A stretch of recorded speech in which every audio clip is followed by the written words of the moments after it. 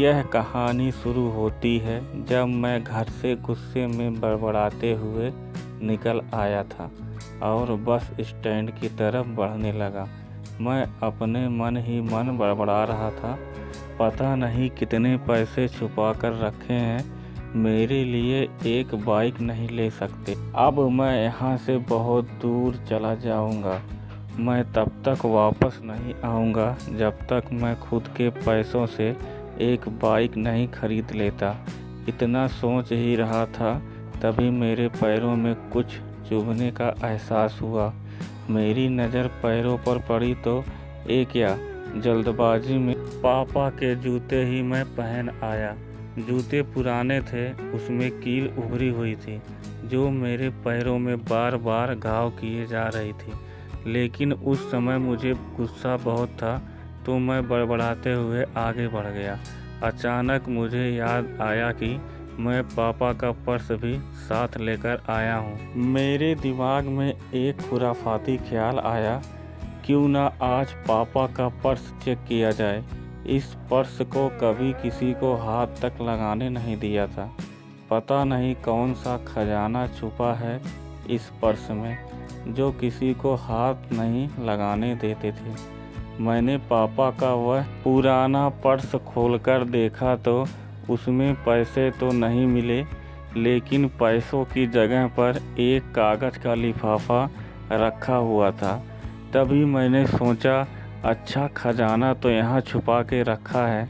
मुझे कुछ ऐसा लग रहा था कि इसमें पापा ने लिखा होगा कि किससे कितने पैसे लेने हैं और किसको कितने पैसे दिए हैं।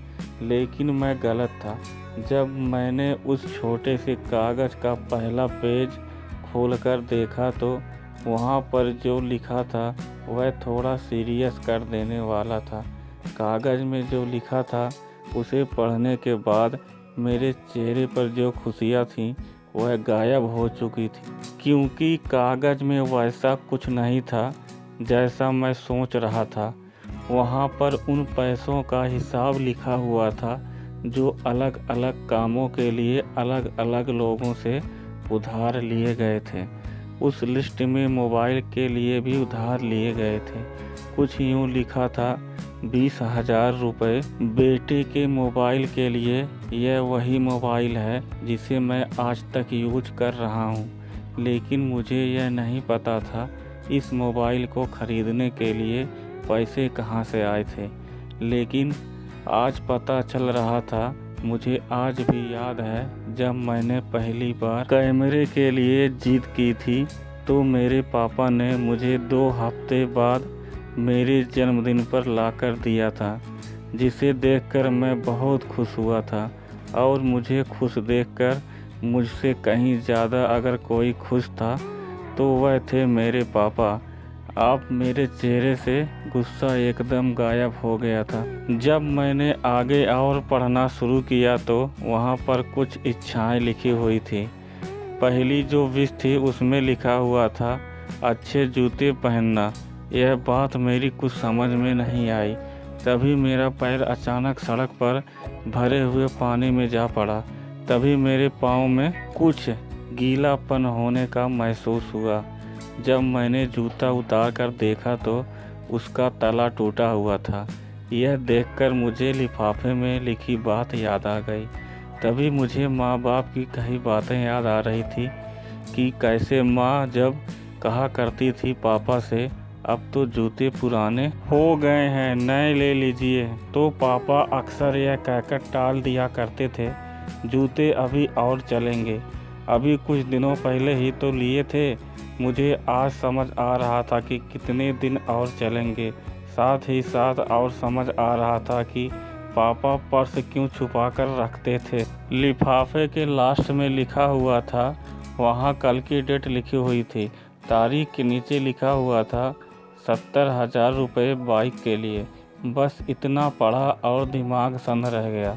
अब मेरे मन में कोई शिकवा गिला नहीं बचा, बस मेरी आँखों से आंसू ही बहते जा रहे थे। मुझे मेरे पापा कितना प्यार करते हैं। अब मैं जल्दी से घर की तरफ भागा।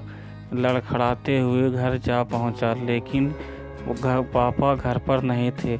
मुझे अच्छी तरह मालूम था कि पापा कहाँ गए होंगे। मैं सीधा पास बाइक एजेंसी की तरफ भागा। पता नहीं आज कहाँ से इतनी मुझ में ताकत आ गई थी कि मैं भागते हुए थक नहीं रहा था, और वो भी बिना जूतों के, नंगे पैर। जैसे तैसे मैं बाइक एजेंसी पर पहुंचा। पापा वहीं पर थे। मैंने पापा को दौड़कर गले लगा लिया। मेरी आंखों से आंसू रुकने का नाम ही नहीं ले रहे थे। मेरे पापा बोले, क्यों रो रहे हो बेटा? मैंने पापा से कहा, पापा मुझे बाइक नहीं चाहिए, आप अपने लिए जूते ले लीजिए। अब आज से मैं जो भी करूँगा अपनी मेहनत से अपने बलबूते पर करूँगा।